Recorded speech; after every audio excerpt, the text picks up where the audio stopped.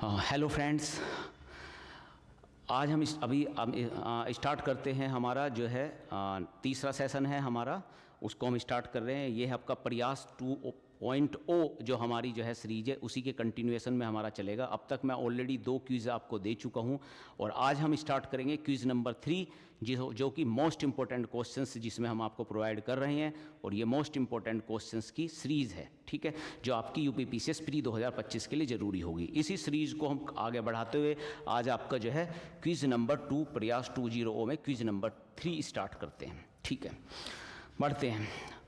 अभी क्या हुआ है कि अभी एक बुद्ध पूर्णिमा का आपका अवसर था। उस अवसर पे जो है 22 देश जो है मिस वर्ल्ड प्रतियोगिता में भाग ले रहे थे। इंडिया में 22 देश मिस वर्ल्ड प्रतियोगिता में भाग रहे थे। किस राज्य में भाग ले रहे थे? और वे जो है उस राज्य में भाग ले रहे थे और उन्होंने क्या किया कि एक हमारा बहुत थीम पार्क है बुद्ध वनम, इसका भ्रमण किया है। ये इम्पोर्टेंट है। हमारे पास मिस वर्ल्ड प्रतियोगिता हुई है, इंडिया में मिस वर्ल्ड प्रतियोगिता हुई। और इससे हम इंडिया में जो मिस वर्ल्ड प्रतियोगिता हुई थी ये हैदराबाद में हुई रिसेंटली। यहाँ क्या हुआ कि यहाँ जो है आपकी जो मिस वर्ल्ड प्रतियोगिता के बीच में आपकी बुद्ध पूर्णिमा पड़ी। तो बुद्ध पूर्णिमा जब पड़ी तो 22 आपकी मिस वर्ल्ड प्रतियोगिता एक्चुअली में देखने गए बुद्ध पीठ में बुद्ध वनम का भ्रमण किया गया। ये इम्पोर्टेंट हमारा काम हो सकता है अगर हम आप इसके हिसाब से हम देखते हैं। ठीक है, तो अब ये पूछ रहा है कि ऐसा कहाँ हुआ है। पहले तो बुद्ध वनम का भ्रमण किया, ये कहाँ है?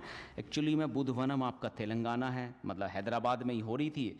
तो हैदराबाद के अंदर ही आपका, हैदराबाद तेलंगाना पड़ता है, तो तेलंगाना के अंदर ही आपका बुद्ध वनम है, जो आपका बुद्ध सर्किट से की एक नोड के रूप में हमने डेवलप किया है। तो यहाँ पर ये मिस वर्ल्ड प्रतियोगिता बहुत सारी 22 आपकी प्रतियोगिता वाली जो लेडीज़ थी वो सब गई। तो इस तरीके से ब्यूटी विद संस्कृति वाला चीज़ इनिशिएट होगी। एक इम्पोर्टेंट क्वेश्चन है, इस तरह का क्वेश्चन आपका आ सकता है। आगे बढ़ते हैं, जैव विविधता पे आपके बात करते हैं। तो अंतर्राष्ट्रीय जैव विविधता दिवस आपका जो है, हमें याद रखना है कि अंतर्राष्ट्रीय जैव विविधता दिवस अभी मनाया गया। ठीक है, अब अंतर्राष्ट्रीय जैव विविधता दिवस कब मनाया गया है? ये मनाया गया है आपका 22 मई को। तो ये इंपॉर्टेंट है, कई बार तो आपका ये पूछ सकता है कि भाई ये दिवस कई बार आपका दिवस पूछता है तो कब मनाया गया। याद रखना है 22 मई को आपको दिवस मनाया गया है, तो इम्पोर्टेंट है। ठीक है, बिल्कुल। दूसरा, इसकी थीम क्या है? तो कई बार ये आपका दिवस पूछता है और थीम पूछता है। तो दिवस और थीम आपका दो इंपॉर्टेंट है जो आपको ध्यान रखना है। थीम इसकी क्या है? प्रकृति के साथ सामंजस्य और सतत विकास। प्रकृति के साथ सामंजस्य और सतत विकास थीम है। वैसे भी होगी जब आपका जैव विविधता दिवस मनाएंगे तो प्रकृति के साथ सामंजस्य और सतत विकास थीम है।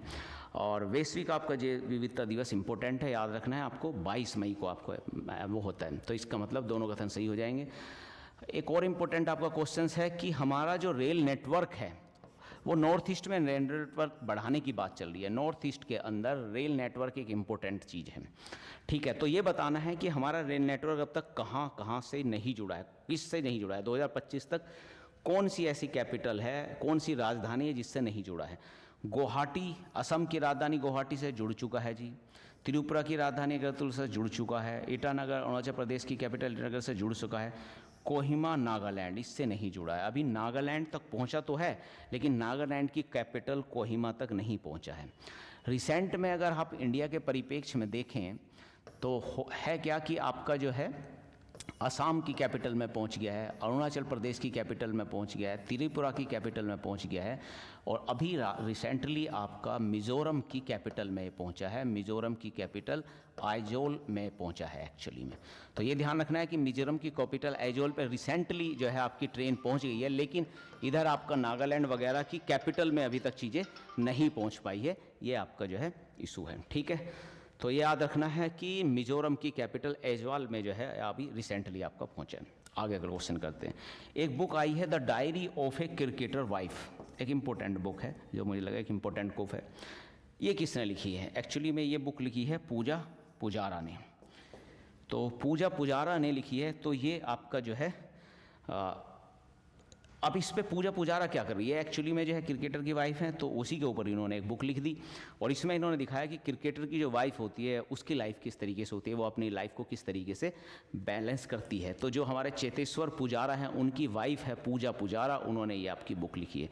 पूछ सकता है इस तरह की चीज़ें जो है यूपीपीसीएस बहुत पूछता है, थोड़ी सी रैंडम, थोड़ी सी अलग हटके की बुकें जो है पूछने का बड़ा ट्रेंड है। ठीक है, आगे बढ़ते हैं।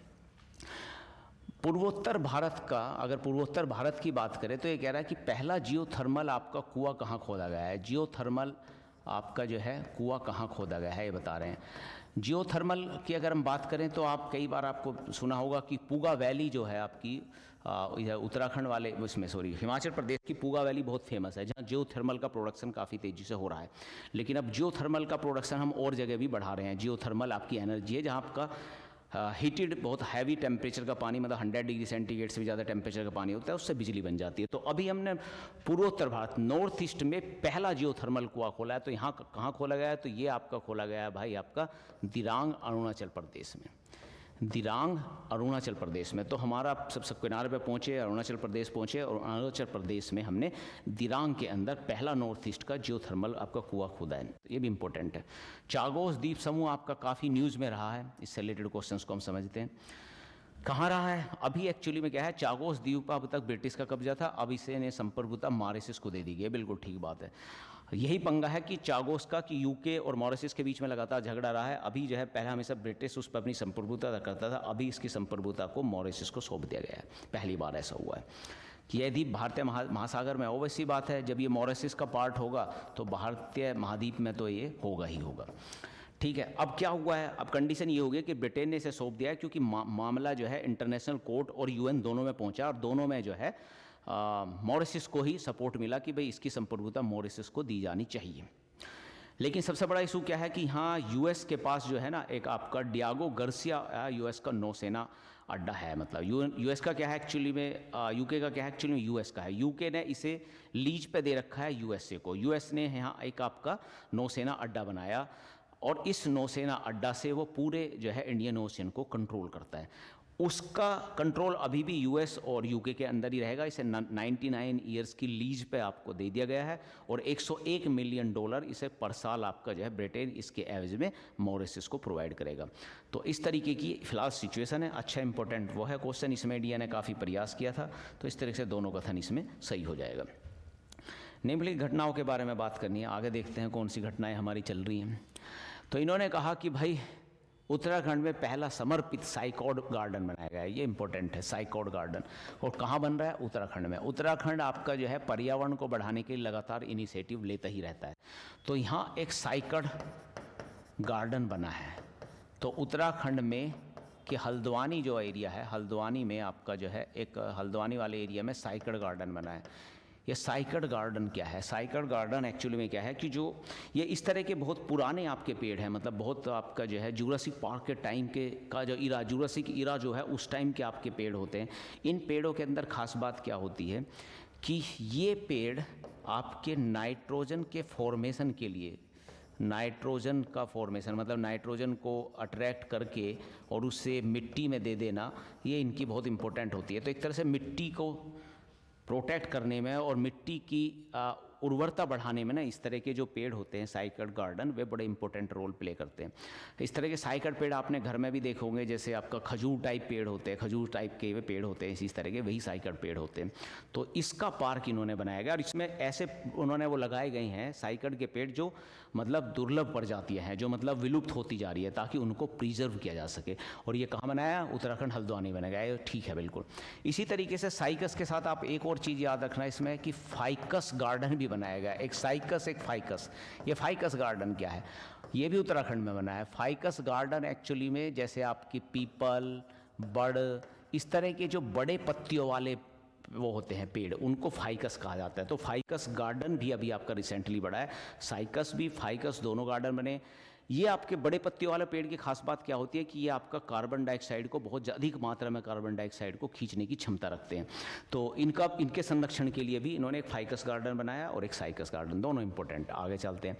अभी भाई जब हमारा PL-15 आपकी जो है एयर टू एयर मिसाइल आपकी बहुत जो है न्यूज़ में रही है। Air to air missile actually में जो आपका ऑपरेशन सिंदूर था उसमें चाइना की निर्मित ये मिसाइल आपका जो है J-10 आपके एयरक्राफ्ट से पाकिस्तान ने इंडिया के ऊपर छोड़ी थी, जिसमें ये हमारे पंजाब के होशियारपुर में एक हमें जो है जीवित आपकी वो मिल गई, जो चल नहीं पाई होगी या किसी तरीके से, तो उसको हमने यूज किया है। फिर इसके ऊपर रिसर्च चल रही है। ठीक है, जापान को भी हमने दिया है। तो काफ़ी चर्चा में ये आपकी जो है मिसाइल बनी है, ताकि हम इसको जान सकें, आगे इसकी काट ढूंढ सकें। ठीक है, आगे बढ़ते हैं। एक अमृत भारत रेलवे स्टेशन आपका बड़े इंपॉर्टेंट चल रहे हैं, तो अमृत भारत रेलवे स्टेशन का उद्घाटन हो रहा है अभी। 103वें अमृत भारत रेलवे स्टेशन का उद्घाटन हुआ, 103वें। ये आपको इंपॉर्टेंट याद है, 103वें पूछ सकता है कि अभी तक अमृत भारत रेलवे स्टेशन, कितने अमृत भारत रेलवे स्टेशन बना दिए? 103 बना दिए गए हैं। मोदी जी ने इसका इनोवेशन किया है, राजस्थान के बीकानेर में 103वें वाला आपका रेलवे स्टेशन बना है। तो कितने हो गए हैं, कहाँ किया गया है, ये यूपी का बड़ा इंपॉर्टेंट क्वेश्चन होता है, इस तरह की चीज़ें वो ज़रूर पूछता है, तो ये आपके लिए इंपॉर्टेंट होगा। एक आकाश तीर का नाम भी आपने काफ़ी सुना होगा, ये भी आपका ऑपरेशन आपका उसमें आपका जो है, जो हमारा ऑपरेशन वाला था अभी जय सिंदूर, उसके अंदर ही था। ये क्या है? ये एक स्वदेशी है जो आपका ड्रोन व्रोन सारों को पता कर सकती है, ट्रैक कर सकती है और उन्हें मार के गिरा सकती है। तो जो अभी ने भागवास्त्र तो अभी ये पढ़ाई था, इसी तरीके से आकाश तीर भी एक इंपॉर्टेंट मिसाइल सिस्टम है जो ड्रोन वगैरह मिसाइलों को के एंटी मिसाइल सिस्टम के रूप में कार्य करती है। तो ये तीनों आपके चारों जो हैं सही हो जाएंगे, चारों इंपॉर्टेंट वो हैं। आगे बढ़ते हैं। एक आपका इनिशिएटिव चला है, मिशन चला है, क्वाड एट ए सी शिप ऑब्जर्वर मिशन, सी शिप ऑब्जर्वर मिशन, हिंद प्रशांत महासागर में, हिंद और प्रशांत महासागर में आपका चला है। इसका क्या काम है? हिंद और प्रशांत महासागर में समुद्री सुरक्षा में सहयोग बढ़ाना है। कौन कर रहा है? क्वाड के ही 4 देश कर रहे हैं, वो जो क्वाड वाले हैं वही चारों आपके देश कर रहे हैं। इसने कहा इस मिशन में भारत शामिल नहीं है, ये गलत हो जाएगा, क्योंकि क्वाड के अंदर भाई भारत शामिल है, अमेरिका है, इंडिया है, जापान है और ऑस्ट्रेलिया है। तो चारों लोग है क्वाड के अंदर आपका ये मिशन चलाया हुआ होगा इन्होंने, सी शिप ऑब्जर्वेशन मिशन। ये सी शिप ऑब्जर्वेशन मिशन क्या है कि हिंद सागर और प्रशांत सागर में सुरक्षा का ध्यान रखना है। तो सुरक्षा, कौन सा सुरक्षा? ये मुख्यतः इनकी सुरक्षा तो बहुत सारी है, तो ये सुरक्षा करते हैं कोस्ट गार्ड में, मतलब ये कोस्ट गार्ड मिशन है एक। इंडिया, ऑस्ट्रेलिया, जापान, यूएस के जो कोस्ट गार्ड है मिल के आपस में अभ्यास करेंगे, एक दूसरे से अपने उस पर जो है जो कोस्ट गार्ड की कैपेसिटी को बढ़ाएंगे। तो कोस्ट गार्ड के लिए ये जो हमारे बिल्कुल तटीय क्षेत्र पर कोस्ट गार्ड होते हैं उसके लिए बनाया गया है। तो दोनों कथन आपके, एक कथन ही सही हो पाएगा, दूसरा कथन सही नहीं होने का, इसमें भारत भी इंक्लूड है। तो इम्पोर्टेंट है ये मिशन। ये मिशन किस चीज़ के लिए है? ये इन चारों से मिलकर कराया है। ये कोस्ट गार्ड में जो आपका तटीय क्षेत्र पर सुरक्षा है उसके लिए ये मिशन चलाया जा रहा है। तो इम्पोर्टेंट मिशन है। इसके बाद हम बात करते हैं कि भाई हमारा H-125 हेलीकॉप्टर की असेंबली बनाई गई है। तो इंडिया में किसी हेलीकॉप्टर की आपका जो फॉरेन हेलीकॉप्टर्स है उसकी एक आपकी असेंबली बनाई गई है, H-125 हेलीकॉप्टर। याद रखना, पहले तो H-125 हेलीकॉप्टर का ही नाम रख दीजिए, जिसकी फाइनल असेंबली बनाई गई है। कौन आपका यहाँ ला रहा है? टाटा एडवांस सिस्टम लेकर आ रहा है। टाटा ही हमारे यहाँ जो है प्राइवेट में सबसे ज़्यादा आपका जो है एयर, मतलब आपके जो जेट होते हैं या आपका हेलीकॉप्टर बनाने में काम करता है। किसके साथ मिलकर कर रहा है? ये इम्पोर्टेंट है। एयरबस के साथ मिलकर एयरबस आपका इंपॉर्टेंट है, ये ध्यान रखना आपका कि एयरबस ने आपके साथ कर रहा है। तो पहली इस तरह की आपकी असेंबली है, ठीक है। तो देखते हैं कहाँ है। कर्नाटक के कॉलोर में, बिल्कुल ठीक भाई है। भारत की पहली निजी क्षेत्र की हेलीकॉप्टर असेंबली सुविधा है। हाँ, हेलीकॉप्टर असेंबली सुविधा जो भारत की, और वो भी निजी क्षेत्र में पहली है क्योंकि टाटा कर रहा है। फ्रांस, अमेरिका और ब्राज़ील के बाद ये इंडिया चौथा देश है। ये भी बिल्कुल चीज़ है, तीनों चीज़ ठीक हो जाएगी, क्योंकि फ्रांस अभी तक आपका एयरबेस ने जो अपनी हेलीकॉप्टर असेंबली बनाई है, हेलीकॉप्टर्स को असेंबल करता है, वो 3 ही जगह करता है, फ्रांस, अमेरिका और ब्राज़ील। इसके बाद वो इंडिया में आपकी इनिशिएट हुई है। ये आपका H-125 हेलीकॉप्टर की असेंबली, और कहाँ से चालू हुई है? आपके एयरबेस में। और कहाँ बनी है? कर्नाटक के कन्नौर में आपकी बनी है। तो कर्नाटक में हमने ये असेंबली इस्टेब्लिश कर दी। और एयरबेस को जरूर ध्यान रखना है, इसमें और इसके ऊपर क्वेश्चन पूछ सकता है। फिर कुछ आयोजनों की बात कर रहे हैं जो सुर्खियों में रहा है, ठीक है जी। तो MSMEs डे 2025 उद्यमी भारत कार्यक्रम के बारे में बात कर रहे हैं।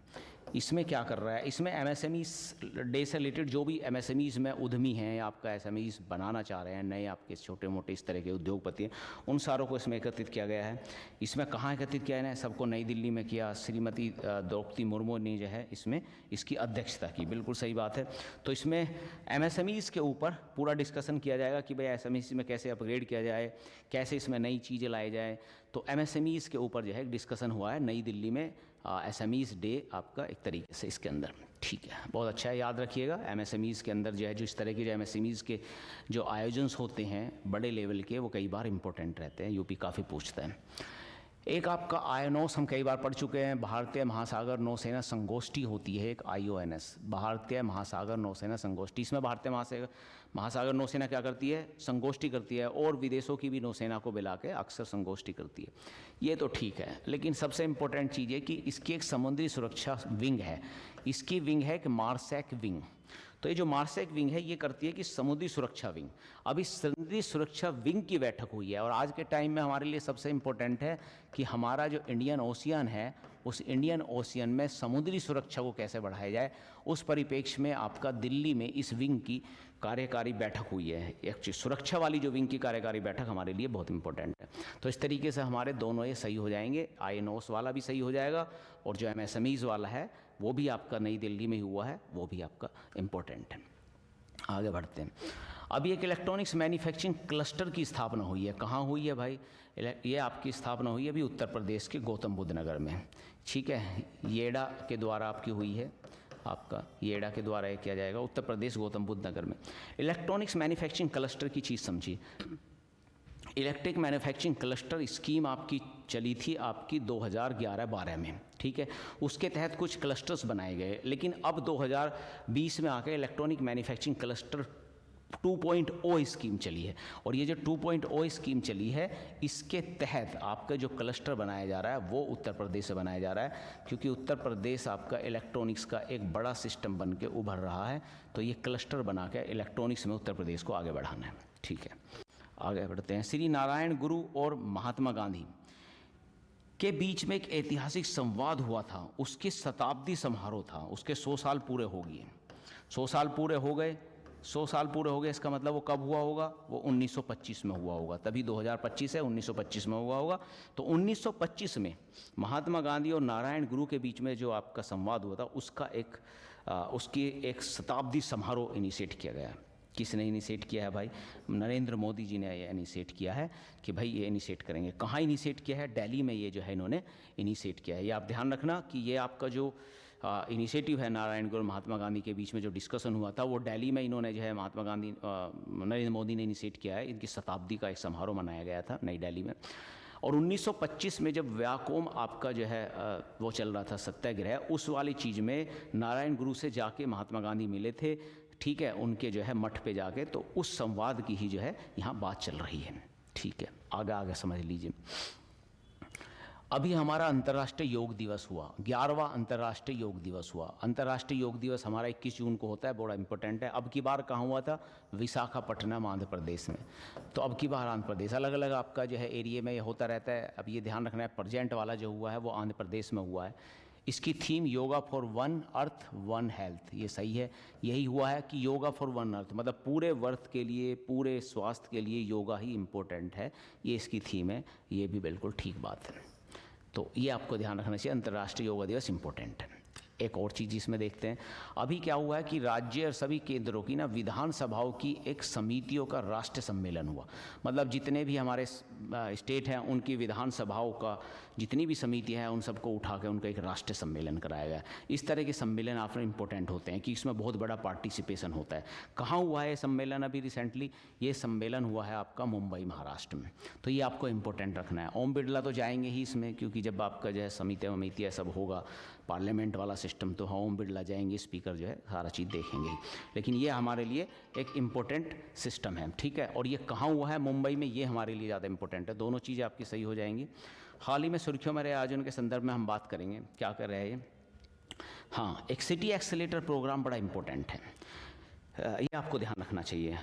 एक्चुअली में क्या है कि हमारा प्रधानमंत्री सूर्य घर फ्री इलेक्ट्रिसिटी योजना आपने चला है, कि स्कीम आपकी चल रही है। इसमें हम क्या चाहते हैं कि हर घर के ऊपर आपका जो है सोलर पैनल लगा दिया जाए, उस घर को फ्री इलेक्ट्रिसिटी मिल जाए और जो एक्स्ट्रा इलेक्ट्रिसिटी मिले वो हमें वापस दे दे। तो घर इलेक्ट्रिसिटी लेने की बजाय इलेक्ट्रिसिटी जनरेटर बन जाए, खुद इलेक्ट्रिसिटी दे, आपका जो है मतलब वापस दे इलेक्ट्रिसिटी लेना, और उसको फ्री हो जाएगी, मुफ्त हो जाएगी। इसके लिए सब्सिडी दे रहे हैं हम। हर घर के ऊपर हम जो है सोलर पैनल लगाने की कोशिश कर रहे हैं। ये जो हम पैनल लगा रहे हैं रूफ टॉप पे, दुनिया की सबसे बड़ी घरेलू रूफ टॉप आपकी सोलर स्कीम है, इंपॉर्टेंट है। सबसे बड़ी आपकी जो है स्कीम है, क्योंकि सबसे ज़्यादा घर हमारे यहाँ, हम सबसे ज़्यादा घर के ऊपर लगा लेंगे तो इस वर्ल्ड की सबसे बड़ी स्कीम बन ही जानी है। इसी के अंदर एक सिटी एक्सेलेरेटर प्रोग्राम चला रहा है, ये बिल्कुल सही बात है, क्योंकि इसमें हमारा फोकस ये है कि सिटी के अंदर ज़्यादा से ज़्यादा घरों के अंदर ये आपका इनिशिएटिव लगे। इसलिए सिटी एक्सेलेरेटर ज़्यादा है, क्योंकि गाँव में आदमी उतना नहीं लगाएगा, शहर में ये ज़्यादा लगाएगा, इसलिए फोकस किया जा रहा है सिटी के अंदर। ये प्रोग्राम कहाँ से शुरू किया है? नई दिल्ली से प्रोग्राम आपका चालू किया है, इंपॉर्टेंट है। कब चालू किया है? एक्चुअली में एक सम्मेलन हुआ है उसमें चालू हुआ है। कौन सा सम्मेलन हुआ है? नवीनीकरण ऊर्जा कार्यबल हेतु कौशल विकास। तो जो नवीनीकरण ऊर्जा है इसके लिए स्किल्ड हमें वर्कर फोर्स चाहिए। इस पे एक आपका जो है सम्मेलन हुआ कि भाई जो रिन्यूएबल एनर्जी चल रही है इसके लिए कुछ स्किल्ड लोग भी तो चाहिए, उसके लिए एक सम्मेलन हुआ। ये सम्मेलन नई दिल्ली में, उसमें इन्होंने एक सिटी एक्सेलेटर प्रोग्राम किया कि ये जो है सिटी एक्सेलेटर वाली चीज़ में आपका ज़्यादा होगा, ज़्यादा से ज़्यादा हम जो है सोलर रूफटॉप जो पैनल लगाएंगे वो सिटी में लगाएंगे। इंपॉर्टेंट स्कीम से इस चीज़ की एनर्जी को लेकर, ठीक है, दोनों आपके सही हो जाएंगे। अभी एक इम्पोर्टेंट चीज़ है कि कौन सा ऐसा आपका पूर्वोत्तर राज्य है जिसने डिजिटल इंडिया भाषणी प्रभाव के साथ जो है संबोधित किया है। ये इंडिया भाषणी परिभाग क्या करता है, ये एक्चुअली में जो है सभी जो एजुकेशन वाला चीज़ है उसे लोकल लैंग्वेज में आपका कन्वर्ट करता है, भाषाओं में बदलता है ताकि लोकल लैंग्वेज को प्रमोट कर सके। इसी परिप्रेक्ष्य में मिजोरम ने ये इनिशिएटिव लिया है ताकि जो उसकी मिजो ट्राइब की जो मिजो लैंग्वेज है उसे प्रोटेक्ट किया जा सके और आपका लोकल कंटेंट उसमें प्रोवाइड कर सके, और इस तरीके से भाषा को, लोकल भाषा को प्रमोट करने का, नॉर्थ ईस्ट में प्रमोट करने का एक कोशिश है। तो इम्पोर्टेंट है आपका, ठीक है। अभी विश्व मरुस्थलीय और सूखा रोकथाम दिवस भी इम्पोर्टेंट है। देखो ये कि वो है, और ये कब मेला में मनाया जाता है, 17 जून को मनाया जाता है दोस्त, ये ध्यान रखना। 17 जून को विश्व मरुस्थल और सूखा रोकथाम दिवस मनाया जाता है, इम्पोर्टेंट है। इसकी कार्यशाला के बारे में बात कर रहा है कि इसकी एक राष्ट्रीय कार्यशाला हुई, किस संस्थान में हुई और इसका विषय क्या रहा, ये हमें बताना है, ठीक है। विषय क्या रहा है तो पूछता है, किस संस्थान में, ये भी पूछ लिया है इसने। तो ये आपका ये वाला सही हो जाएगा, ये आपका इंस्टीट्यूट आपको याद रखना है, ठीक है। Arid forest research institute, arid मतलब वही सूखा, सूखा जो सूखे वाले वन होते हैं, तो एरिस्ट फॉरेस्ट रिसर्च इंस्टीट्यूट जोधपुर में है। ये इंस्टीट्यूट भी इंपॉर्टेंट है, वो कई बार पूछ लेता आपसे कहाँ है। जैसे आपका फॉरेस्ट रिसर्च इंस्टीट्यूट आपका देहरादून में है, ठीक है। ICFRI भोपाल आपका फॉरेस्ट रिसर्च मैनेजमेंट इंस्टीट्यूट आपका जो है भोपाल में, तो अलग अलग इंस्टीट्यूट है, ये इंपॉर्टेंट है। मतलब आपका arid forest research institute Jodhpur, और इसके लिए हमारी थीम क्या रही थी, strategy to combat desertification and drought और डेजर्टिफिकेशन, मारुस्थल और सूखा का रोकथाम के लिए हम रणनीति क्या बनाई जाए, इसकी ये थीम लेकर रखे गई थी, ठीक है जी। आगे चलते हैं। एक रोग वाला सिस्टम हो रहा है पशुओं के रोग के लिए, एक आपका नाम सुना होगा आपने, रीडर पेस्ट। रीडर पेस्ट आपका जो है एक रोग है जो आपका गायों को हो जाता है, गायों को महामारी होती है। रीडर पेस्ट आपका गायों की महामारी है, तो गायों को ये जो है बहुत ज़्यादा होता है, तो ये इंपॉर्टेंट है। तो रीडर पेस्ट गायों की महामारी के नाम से जाना जाता है, बिल्कुल सही बात है, रीडर पेस्ट इसके नाम से जाना जाता है। अभी इंपॉर्टेंट कंडीशन क्या है कि विश्व पशु स्वास्थ्य संगठन WOAH और संयुक्त राष्ट्र और खाद्य FOA के द्वारा क्या किया गया है कि हमारा जो है राष्ट्रीय उच्च सुरक्षा पशु रोग संस्थान है, एक्चुअली में निषद के नाम से। ये कौन है आपका, इंडियन काउंसिल एग्रीकल्चर रिसर्च के अंदर एक संस्थान है, राष्ट्रीय उच्च सुरक्षा पशु रोग संस्थान निषद। उसको WHO और FON ने क्या कहा है कि भाई आप जो है रेंडर होल्डिंग फैसिलिटी में आपको कैटेगरी A प्रोवाइड करा दी जाती है। मतलब ये रेंडर पेस्ट को कंट्रोल करने के लिए कैटेगरी A इंस्टीट्यूशंस है, मतलब बहुत इंपॉर्टेंट इंस्टीट्यूशन है उसके लिए, और इसके पास कैपेबिलिटी है कि रेंडर पेस्ट को हैंडल कर सके। तो इसलिए दोनों चीज़ इंपॉर्टेंट हो जाएगी। बड़े इंस्टीट्यूशंस इसमें एंगेज है, इसलिए क्वेश्चन आ सकता है। पहला अंतर्राज्य चीता कॉरिडोर, ये इंपॉर्टेंट है क्योंकि पहला ऐसी बार हुआ है कि जो चीता कॉरिडोर बनाया जाता है। अभी तक हमने बात कर रहे थे एलिफेंट कॉरिडोर की, लेकिन अब नया इनिशिएटिव चला है चीता कॉरिडोर बनाना। तो पहला अंतर्राज्य चीता कॉरिडोर बनाया गया है। कहाँ का बन रहा है भाई, एक तो मध्य प्रदेश में बन रहा है, दूसरा राजस्थान। मध्य प्रदेश और राजस्थान पास पास में है, दोनों के बीच में एक आपका चीता कॉरिडोर बना दिया गया। मध्य प्रदेश का आपका कूनो नेशनल पार्क है, और वहीं आपका जो है राजस्थान में अगर आप जाओगे तो मुदुरा आपका जो हिल्स के नाम से आपके एक नेशनल पार्क है, दोनों को मिला के एक कॉरिडोर बना दिया है। चीता आपस में एक दूसरे में ट्रांसफ़र हो सकते हैं, इंपॉर्टेंट है, पहला है भारत का। आगे बढ़ते हैं। एक आपका है योगा कनेक्ट कार्यक्रम। योगा कनेक्ट कार्यक्रम के बारे में देखते हैं। योगा कनेक्ट कार्यक्रम पहले तो ये समझो कहाँ हुआ है। योगा कनेक्ट कार्यक्रम हुआ है आपका नई दिल्ली में, ये याद रखना है। देखो योगा डे हमारा जो है आंध्र प्रदेश में हमने किया है, लेकिन योगा कनेक्ट कार्यक्रम हमने दिल्ली में किया है, ये आपको ध्यान रखना है। अब इसके बारे में कुछ पूछ रहा है, क्या पूछ रहा है, ये कह रहा है यह कार्यक्रम आयुष के द्वारा central council for research in yoga and neuropathy द्वारा आयोजित किया गया। बिल्कुल सही बात है। ये एक्चुअली में central council for research in yoga and neuropathy है दिल्ली में, उसी के अंदर ये आपका कार्यक्रम इन्होंने किया कि योगा कनेक्ट। एक्चुअली में क्या कर रहे हैं, योगा से कनेक्ट करने की कोशिश कर रहे हैं कि भाई योगा को अपनाओ, योगा को एडॉप्ट करो ताकि आपकी हेल्थ बेटर रह सके आयुष मंत्रालय के अंदर। इसकी थीम क्या थी, yoga for one earth one health. अगर आपको याद हो तो पीछे हमें yoga for one earth one health आपकी थीम योगा डे की भी थी। तो जो योगा डे की थीम है वही योगा कनेक्ट की भी थीम है इस साल की। तो दोनों थीम को सेम ही है, कन्फ्यूज़न नहीं करना है। तो योगा डे और योगा कनेक्ट दोनों की आपकी जो है थीम सेम ही है। इन्होंने भी वही थीम रख के और योगा से कनेक्ट करने की कोशिश की है दिल्ली में। योगा कनेक्ट अभियान आध्यात्मिक ज्ञान वैज्ञानिक दृष्टिकोण, ये तो होगा ही, इससे जोड़ता ही है हमें, ठीक है। तो इसलिए सारे सही हो जाएंगे। अगला क्वेश्चन देखते हैं। एक विकसित कृषि संकल्प अभियान बड़ा इंपॉर्टेंट है आजकल। एक विकसित कृषि संकल्प अभियान चलाया गया है कि भाई अब हमें अपनी कृषि को ना विकसित करना है, इसका संकल्प अभियान चलाया गया। तो ये क्या अभियान है, ये एक्चुअली में 15 डे का आपका अभियान चलाया गया। 15 डे का अभियान चलाया गया जो हमारे जो है इस टाइम के जो हमारे कृषि मंत्री हैं शिवराज चौहान ने इन्होंने चलाया। क्या किया इन्होंने कि भाई इसमें बहुत सारे पूरे देश में कई हज़ार चौपाल, कई आप जो है इन्होंने पदयात्रा करी और आपके बहुत सारे जगह जगह सम्मेलन किए और पूरे ऑल ओवर इंडिया में घूम घूम के जो है इसके ऊपर एक सम्मेलन किया ताकि जो है विकसित कृषि के ऊपर जो है एक बात को में जागरूकता क्रिएट किया जाए। कहाँ से शुरू किया गया, उड़ीसा से इन्होंने शुरू किया और उड़ीसा से शुरू करके इसे गुजरात के बरडोली आपकी हिस्ट्री में बड़ा फेमस है, तो गुजरात के बरडोली में जाकर इन्होंने ये सारा घूम घाम के फिनिश कर दिया। तो इम्पोर्टेंट वो है विकसित कृषि संकल्प अभियान। तो एक 15 दिवसीय अभियान था जो 29 मई से चला, उड़ीसा से प्रारंभ हुआ, बिल्कुल सही बात है। विभिन्न राज्य में किसानों और चौपाल सम्मेलन के माध्यम से संवाद किया गया, बिल्कुल सही बात है। अभियान का समापन 15वें दिन का था, तो बरौली आपका गुजरात में आयोजित है, ये भी सही है। और इसमें शिवराज सिंह चौहान ने संबोधन किया। शिवराज जी चौहान इसमें समय समय पर संबोधन कर रहे थे। तो ऊपर के सारे कथन इसमें ठीक है, बिल्कुल सही हो जाएंगे। International conference for young scientist, international conference for young scientist हम लगातार इसमें बात करते रहते, कई बार इसमें हमने बात की कि international conference for young scientist हमारी आपका जो है IIT हैदराबाद में इसका आयोजन किया गया है। कई बार हम इसमें बात कर चुके हैं, याद रखिएगा।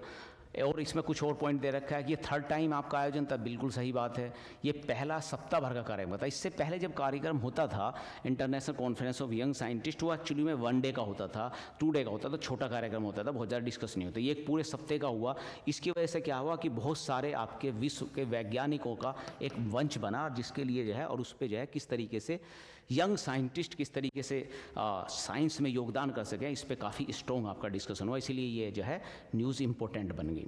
ठीक है, आगे बढ़ते हैं। प्रेगवा के जो हमारे राष्ट्रपति हैं कौन से हैं, सैंटियागो पेना पालोसिस है। प्रेगवे से पी से प्रेगवे, पी से पालोसिस और पी से पेना, ये आप याद रख सकते हो। सैंटियागो आपका नाम याद रख सकते हो। तो ये आपके प्रेगवे के आए थे और ये पहले दौरा था। ये आपके राष्ट्रपति थे और ये इनका पहला दौरा था। इससे पहले इन्होंने दौरा नहीं किया, दोनों बात सही है। प्रेगवे एक्चुअली में जो है साउथ अमेरिका कंट्री है, इतना ज़्यादा इंडिया इंपॉर्टेंस नहीं रखता था। और वैसे भी प्रेगवे जो है वहाँ पर लैंडलॉक कंट्री के रूप में रहता है। तो लेकिन जब से आपका जो है लिथियम वाला सिस्टम आया है, तो लिथियम और बाकी और रेयर अर्थ मिनरल्स का जब से इनिशिएटिव हुआ, तब से इंडिया ने ना चिली और आपका प्रेगवे, अर्जेंटीना, इन देशों में बहुत तेज़ी से जो है अपना रिलेशनशिप को प्रमोट किया है ताकि यहाँ से ये जो है इस तरह के रेयर अर्थ मेटल ले सके। तो प्रेगवा के हमारे राष्ट्रपति यहाँ विजिट किए। ठीक है, नाम याद रखना है कि कौन सा था। अभी आपका आयोजित कार्य के संदर्भ में कुछ और बातें करते हैं। अगला क्वेश्चन देखते हैं, कुछ कार्यक्रम क्या बता रहे हैं। एक कार्यक्रम क्या हुआ है, एक योजनानंद प्रोग्राम, योजनानंद गलत लिखा गया है एक्चुअली में, ये होगा योजनानंद नहीं है, ये है योगांध्र, भूल से हो गया है योगांध्र, या ट्रांसलेशन में गड़बड़ हो गया होगा। तो योगांध्र आपका एक पता है, योगांध्र का मतलब क्या है, योग प्लस आंध्रा। एक्चुअली में अभी हमने पढ़ाई था कि भाई अब की बार का जो 11वां योगा डे था वो आंध्र प्रदेश में हुआ था। तो उसी से उसकी तैयारी के लिए ही एक प्रोग्राम चलाया गया। 1 महीने पहले प्रोग्राम चला दिया योगांध्र, योगा प्लस आंध्रा को मिला के योगांध्र नाम से एक प्रोग्राम चला दिया। कहाँ चलाया गया, ये चित्तूर में चलाया गया था आंध्र प्रदेश में, पिलीगुड़ी हिल आपका हिल्स पे। इसमें 2000 से ज़्यादा योगा उत्साही को शामिल किया गया। उनसे वो ट्रेनिंग दे रहे होंगे, तैयारी कर रहे होंगे योगा डे के लिए। 1 महीने की तैयारी चली होगी। तो ये ठीक है बिल्कुल। तो इस तरीके से आपको याद रखना है, योगांध्र 2025 योगा डे से ही पहले की तैयारी का ही एक पार्ट है। आगे बढ़ते हैं। एक अंतर्राष्ट्रीय आपदा रोधी संरचना सम्मेलन है, ये समझो। एक्चुअली में ICDRI का हेड क्वार्टर है इंडिया में, और ये इंडिया और फ्रांस ने मिलकर ये इंस्टीट्यूट चलाया है आपदा रोधी अवसंरचना का। इसका सम्मेलन पहली बार यूरोप में हुआ है, बिल्कुल सही बात है। कहाँ हुआ है एक्चुअली? यूरोप में, फ्रांस में हुआ है। तो जब आपका जो है प्राइम मिनिस्टर फ्रांस गए थे तभी जो है सम्मेलन हुआ था, और भारत ने इसकी सह अध्यक्षता की थी वहाँ पर। तो ये फ्रांस में हुआ और पहली बार आपका यूरोप से बाहर हुआ है। ICDR जिसका हेड क्वार्टर इंडिया के अंदर ही है, और इसका मकसद क्या है कि जो अवसंरचना है वो ऐसी बनाई जाए जिसमें आपदा अवरोधी हो, उसमें आपदा का कम से कम इम्पैक्ट पड़े। अच्छा क्वेश्चन हो सकता है आपका जो है दोनों तीनों आपके सम्मेलन का विषय क्या था? तटीय क्षेत्रों के लिए लचीले भविष्य का निर्माण। ये बिल्कुल बात है, हम जो है आपदा से निपटना है तो लचीला भविष्य तो बनाना ही पड़ेगा। बिल्कुल ठीक है, आगे बढ़ते हैं, राज्य स्तर के कार्यक्रम और देखते हैं। स्टेट सपोर्ट मिशन, ये एक इम्पोर्टेंट चीज़ है, स्टेट सपोर्ट मिशन। एक्चुअली में क्या हुआ है कि नीति आयोग आपका, हमने बात करते हैं कि नीति आयोग जो है ना हब एंड स्पोक मॉडल पे काम करता है। हब एंड स्पोक मॉडल का मतलब क्या है कि वो स्टेटों से कनेक्ट होता है। एक अच्छी स्कीम्स को एक स्टेट की होती है तो किसी दूसरे स्टेट को वो को भी डिस्कस कराता है, प्रमोट करता है। तो मतलब अच्छी अच्छी चीज़ें आपस में एक दूसरे से प्रमोट करने का काम है।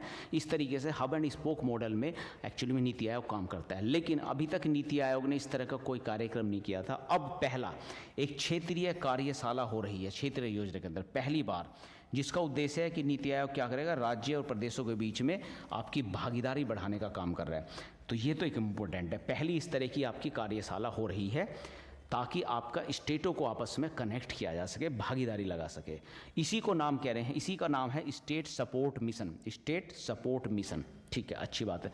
ये कहाँ हुई है आपकी कार्यशाला? ये आपकी देहरादून में हुई है, उत्तराखंड में। तो इम्पोर्टेंट आपको याद रखना है कि देहरादून उत्तराखंड में गए, यहाँ जाके इन्होंने ठंडे में आराम से बैठ के नीति आयोग ने जो है स्टेट सपोर्ट मिशन चलाया, जिसमें स्टेट आपस में कनेक्ट होंगे, नीति आयोग उनसे कनेक्ट होगा, हब एंड स्पोक मॉडल की तरफ चलेगा। हब एंड स्पोक मॉडल क्या मतलब होता है कि ये नीति आयोग सेंटर में और ये सब छोटे छोटे स्टेट, ये सब आपस में नीति आयोग से इंफॉर्मेशन शेयर करेंगे और आपस में भी इंफॉर्मेशन शेयर करेंगे, तो सब इंटरकनेक्ट होके अच्छे तरीके से स्कीम चलाएंगे। इसके लिए नीति आयोग ने एक कार्यशाला रखी, पहली कार्यशाला थी देहरादून के देहरादून के अंदर उत्तराखंड में। बहुत अच्छी बात है, आगे बढ़ते हैं, ठीक है। इन कथनों पर विचार करना है। भारतीय सशस्त्र बलों की महिला टीम द्वारा अंतर्राष्ट्रीय ओपन सी नौकायन मिशन, ये अंतर्राष्ट्रीय ओपन सी नौकायन मिशन के बारे में बात करते हैं। अंतर्राष्ट्रीय ओपन सी नौकायन मिशन एक्चुअली में क्या हुआ था कि एक आपकी जो है इसमें त्रिवेणी शिप बनाया गया और उसमें 11 वुमेन्स को बैठाया गया कि भाई अब पूरी वुमेन्स वाला मिशन है। अंतर्राष्ट्रीय ओपन सी नौकायन मिशन है। इस नौकायन मिशन में त्रिवेणी नौका में 11 वुमेन बैठी, 11 वुमेन मुंबई से चली, सेचल्स तक गई, फिर सीचल्स से वापस मुंबई आई, और इसमें किसी मेन का पार्टिसिपेशन नहीं था, केवल आपका वुमेन का पार्टिसिपेशन। तो ये जो वुमेन्स थी ये कौन सी थी? ये आपका जो कोस्ट गार्ड होती है उससे रिलेटेड से आपकी कोस्ट गार्ड की जो सिक्योरिटी वाली वुमेन्स है, ऑफिसर्स थी, वे सारी ऑफिसर्स इसमें गई थी और सीचल से होकर आई। तो इस तरीके से ये इम्पोर्टेंट इनिशिएटिव बन जाता है। इसमें क्या है कि बस महिला टीम ही हुई थी और पहला इस तरह का एक अंतर्राष्ट्रीय ओपन सी नौकायन है जिसमें महिलाएं गई, हैंडल किया और सीचल से घूम के वापस आ गई। अच्छी बात है। इसमें सेवा देने में कुल कितनी महिलाएं थी? 15 मधिकर्णी थी, ये गलत हो जाएगा, 11 महिलाएं थी इसके अंदर। तो इस तरीके से केवल पहला कथन ही आपका सही हो जाएगा। ठीक है दोस्तों, तो ठीक है, यहाँ आपका ये सेशन हम ख़त्म करते हैं। इसी तरीके से हम मोस्ट इम्पोर्टेंट आपकी जो क्वेश्चंस है उसकी क्विज़ को कंटिन्यू आपके साथ में जो है डिस्कशन करते रहेंगे। आप इसे कंटिन्यू जो है रिवाइज करती रहिए, ये क्वेश्चंस को एटलीस्ट एक बार इन्हें ज़रूर देखिए ताकि आप जो है अगर एग्ज़ाम में आए तो एग्ज़ाम में जो है इन्हें बेटर तरीके से हैंडल कर सके। Okay, thank you.